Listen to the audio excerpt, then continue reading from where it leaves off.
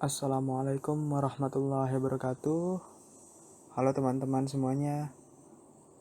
Kami dari SMA Negeri 86 Jakarta, dari kelas 11 IP 1 kelompok 2, akan mempresentasikan PowerPoint kami dalam mata pelajaran sejarah peminatan dengan materi akar nasionalisme di Indonesia.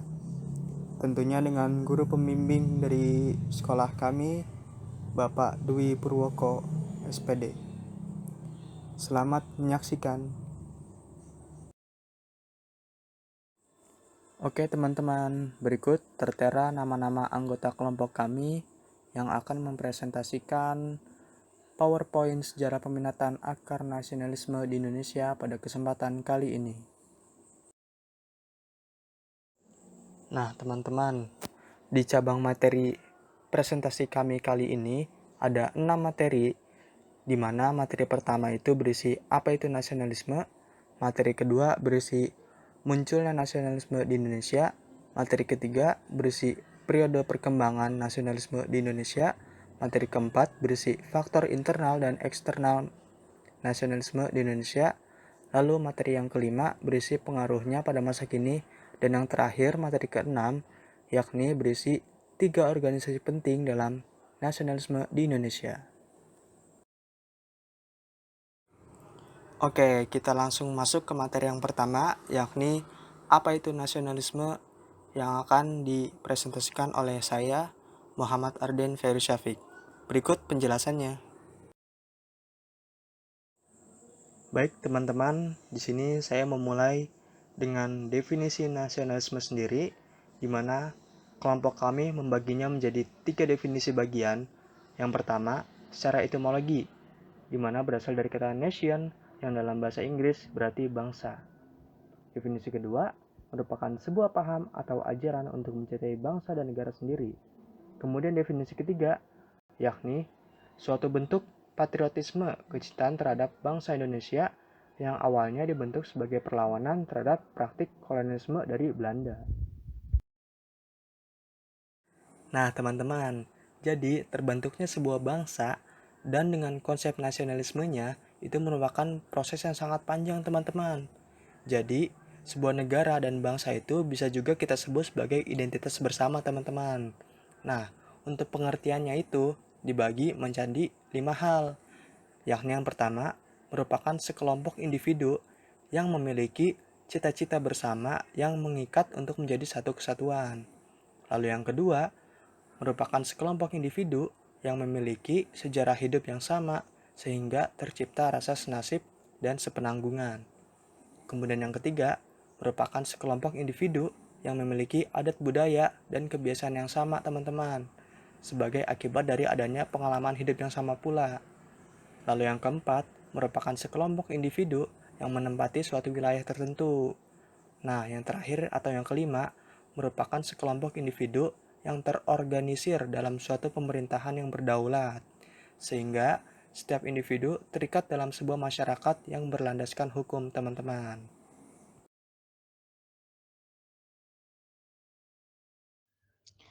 Perkenalkan, nama saya Najwa Nurlala Kesya, absen 23. Di sini saya akan menjelaskan tentang munculnya nasionalisme di Indonesia. Nasionalisme Indonesia adalah bagian dari nasionalisme bangsa-bangsa di Asia dan Afrika untuk melawan kolonialisme bangsa Barat dalam segala aspek kehidupan.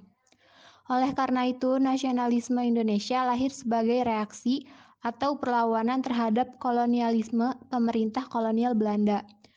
Nasionalisme Indonesia dibentuk oleh kolonialisme Belanda. Identitas bersama Indonesia sebagai satu bangsa dibentuk oleh kolonialisme yang diawali oleh VOC dan diteruskan oleh Belanda. Konsep bangsa Indonesia terbentuk karena daerah-daerah yang dikuasai oleh Belanda memiliki pengalaman yang sama, sejarah hidup yang sama, dan tujuan yang sama. Konsep abstrak sebagai bangsa muncul lebih awal daripada konsep sebagai negara. Konsep bangsa Indonesia muncul awalnya adalah untuk menyebut kumpulan sekelompok individu yang di wilayah Hindia Belanda atau daerah jajahan pemerintahan Belanda yang tidak memiliki kebebasan karena mendapat tekanan dari pemerintah Belanda, sehingga sekelompok individu ini melakukan berbagai upaya untuk menuntut kebebasan. Nama Indonesia baru muncul dalam sebuah jurnal penelitian ditulis oleh J.R. Logan pada tahun 1850 untuk menyebut gugusan kepulauan yang ada di Nusantara. Pada awal abad 20, nama Indonesia sebagai populer dipakai untuk menggantikan nama Hindia Belanda. Hal ini dilakukan sebagai sebuah bentuk perlawanan terhadap kolonialisme Belanda. Dalam Kongres Pemuda II pada 28 Oktober 1928, penggunaan nama Indonesia semakin tegas digunakan sebagai suatu identitas bersama dan identitas perlawanan terhadap kolonialisme Belanda. Kongres Pemuda II itu pun menghasilkan hal yang sekarang kita kenal sebagai Sumpah Pemuda. Pada awal abad 20 inilah konsep identitas Indonesia sebagai negara mulai muncul karena dengan tegas tertera adanya batas wilayah yang merupakan salah satu syarat untuk berdirinya sebuah negara. Dengan tujuan yang jelas pula yaitu berdirinya suatu negara hukum yang bebas terlepas dari kolonialisme Belanda. Konsep nasionalisme Indonesia sebagai bangsa dan negara pun resmi terbentuk setelah proklamasi kemerdekaan 17 Agustus 1945 berkat kerjasama golongan pelajar dan pejuang. Oke, selanjutnya saya akan membacakan poin ketiga, periode nasionalisme di Indonesia oleh saya, Yoiko Lakia Sakito, absen 35. Dari penjelasan sebelumnya mengenai munculnya nasionalisme di Indonesia, dapat dijelaskan kembali beberapa fase perkembangan nasionalisme Indonesia, yakni periode awal perkembangan. Kurun waktu periode awal ini adalah antara tahun 1908, gerakan nasionalisme diwarnai dengan perjuangan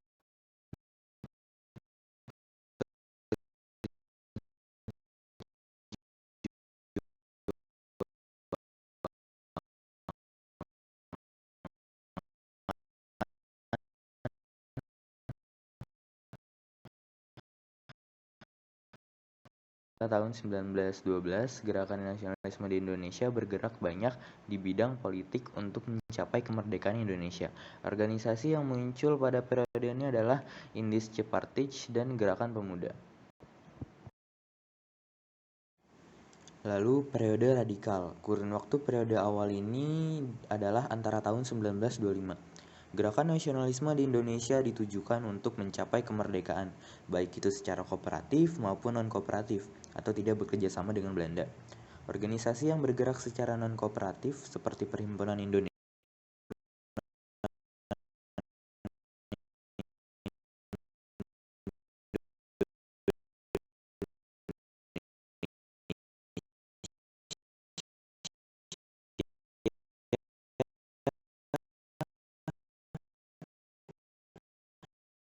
pergerakan lebih berorientasi bertahan agar tidak dibubarkan.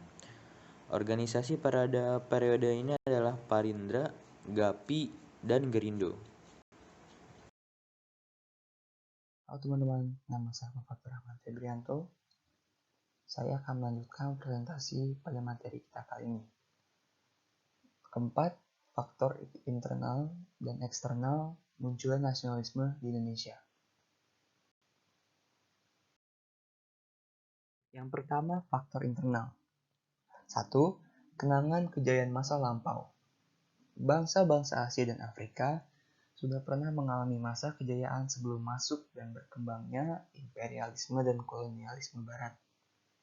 Bangsa India, Indonesia, Mesir, dan Persia pernah mengalami masa kejayaan sebagai bangsa merdeka dan berdaulat. Kejayaan masa lampau mendorong semangat untuk melepaskan diri dari penjajahan. Bagi Indonesia, kenangan kejayaan masa lampau tampak dan adanya kenangan akan kejayaan pada masa Kerajaan Majapahit dan Sriwijaya, di mana pada masa Kerajaan Majapahit mereka menguasai seluruh daerah Nusantara, sedangkan pada masa Kerajaan Sriwijaya mereka mampu berkuasa di lautan. Kedua, bersatunya negara-negara Asia dan Afrika sejak zaman dahulu kala. Faktor yang mendorong rasa nasionalisme bangsa Asia bukanlah akibat penjajahan yang dilakukan oleh bangsa-bangsa Eropa terhadap bangsa Asia Afrika, melainkan rasa persatuan itu sudah dimiliki sejak zaman dahulu kala, terutama sama ras, ataupun kerjasama perdagangan yang telah saling melengkapi antara suku produsen benda yang berlainan, sehingga terjadi pertukaran tanpa adanya keserakahan seperti yang dilakukan bangsa Barat. Mereka saling menghormati dan menjaga, namun kedatangan bangsa Barat yang menjajah mengakibatkan mereka hidup miskin dan menderita sehingga mereka ingin menentang imperialisme Barat. Ketiga, munculnya golongan cendekiawan. Perkembangan pendidikan menyebabkan munculnya golongan cendekiawan, baik hasil dari pendidikan Barat maupun pendidikan Indonesia sendiri.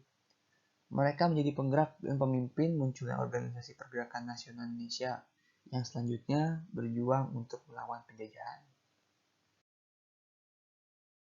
Selanjutnya, faktor eksternal. 1. Kemenangan Jepang atas Rusia pada tahun 1905. Pada tahun 1904 sampai 1905, Jepang melawan Rusia dan tentara Jepang berhasil mengalahkan Rusia. Dikarenakan modernisasi yang dilakukan Jepang telah membawa kemajuan pesat dalam berbagai bidang, bahkan dalam bidang militer. Kekuatan yang dimiliki Jepang mampu melawan Korea, yang kemudian dilanjutkan ke Manchuria dan beberapa daerah di Rusia.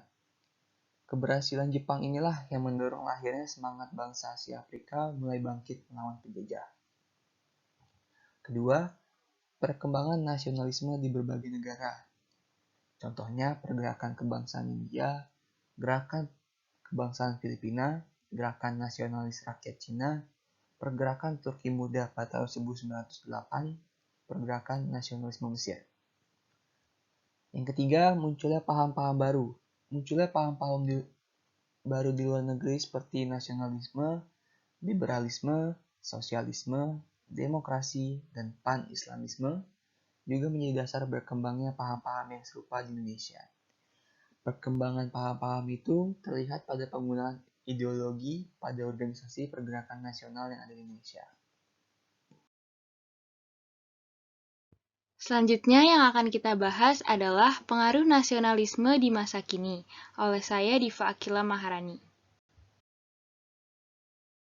Pada zaman prakemerdekaan, pengaruh nasionalisme di Indonesia adalah memunculkan tekad generasi pemuda Indonesia untuk lepas dari kolonialisme Belanda dan menjadikan Indonesia menjadi negara yang merdeka.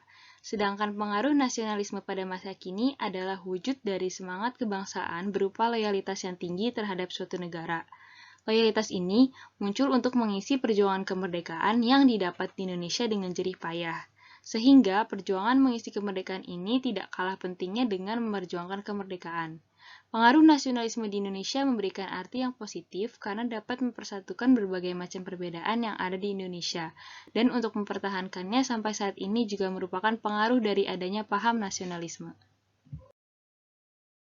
Jika ditengok lagi ke belakang, paham nasionalisme di Indonesia sendiri muncul karena adanya keinginan masyarakat untuk terbebas dari belenggu penjajah.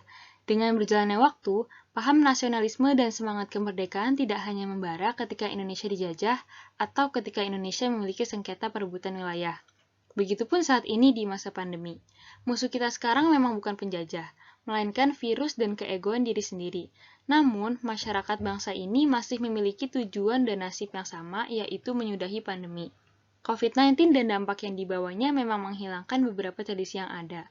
Namun, bukan berarti bisa melunturkan nasionalisme dan semangat kemerdekaan begitu saja. Dengan adanya corona dan tepatnya momentum hari kemerdekaan, harusnya hal ini menjadi peringatan untuk membangkitkan rasa nasionalisme. Kita memiliki nasib yang sama, mengusir pandemi ini dari wilayah Indonesia. Jadi, mari bekerja sama dengan mematuhi peraturan yang sudah dibuat, mengedepankan protokol kesehatan, dan mendukung satu sama lain demi tercapainya tujuan terbebasnya bangsa dari corona.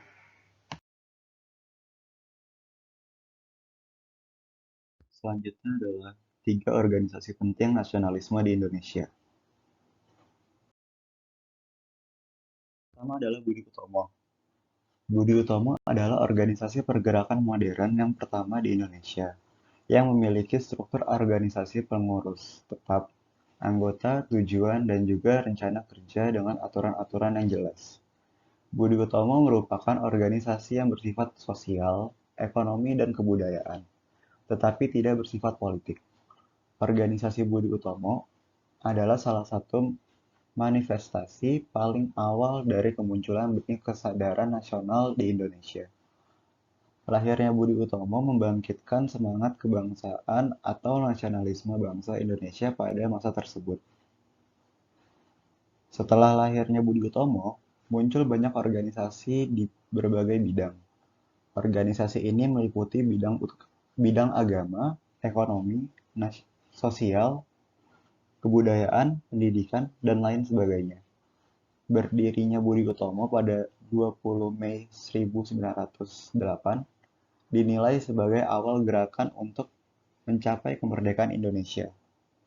Kebangkitan nasional memiliki arti yang sangat penting dalam perjuangan meraih cita-cita Indonesia merdeka. Kebangkitan nasional Indonesia yang dipelopori Budi Utomo adalah periode pada paruh pertama abad ke-20 di mana rakyat Indonesia mulai menumbuhkan rasa kesadaran nasional sebagai orang Indonesia. Yang kedua ada Indispartage, didirikan di Bandung pada 25 Desember 1912 oleh 3 serangkai, yaitu Dr. If Douwes-Dekker, R.M. Suwardi Suryaningrat atau Ki Hajar Dewantara, dan Dr. Cipto Mangunkusumo. Indispartage bertujuan untuk mengembangkan rasa nasionalisme, menciptakan persatuan antara orang Indonesia dan Bumiputra. Selain itu juga mempersiapkan kehidupan rakyat yang merdeka. Organisasi tersebut mengkritik pemerintah kolonial Belanda. Kritikan ditulis oleh R.M. Suwardi yang berjudul Als ik een Nederlander was, atau yang berarti seandainya aku seorang Belanda. Sehingga pada 4 Mei 1913, organisasi tersebut dianggap partai terlarang dan ketiga tokoh tersebut diasingkan ke Belanda.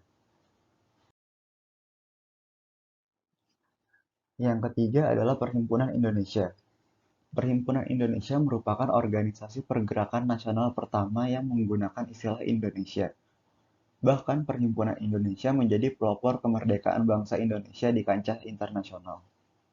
Perhimpunan Indonesia diprakarsai oleh Sultan Kasayangan dan R.N. Noto Suroto pada 25 Oktober 1908 di Leiden, Belanda. Mereka adalah para pelajar Indonesia yang sedang menempuh pendidikan di negeri Belanda. Perhimpunan Indonesia merupakan pelopor gerakan nasionalis yang mengadvokasi kemerdekaan Indonesia dari Belanda. Perhimpunan Indonesia adalah organisasi politik pertama yang menggunakan istilah Indonesia dalam namanya.